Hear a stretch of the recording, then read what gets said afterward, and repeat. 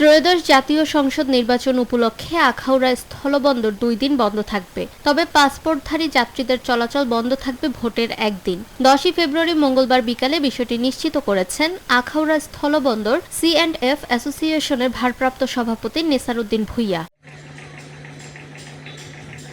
তিনি জানান 13 ফেব্রুয়ারি সাপ্তাহিক ছুটি আর সংসদ নির্বাচন উপলক্ষে 12 ফেব্রুয়ারি বন্দরে সব ধরনের আমদানি রপ্তানি বন্ধ থাকবে। শনিবার থেকে আমদানি রপ্তানি সহ সব কার্যক্রম আবার চালু করা হবে।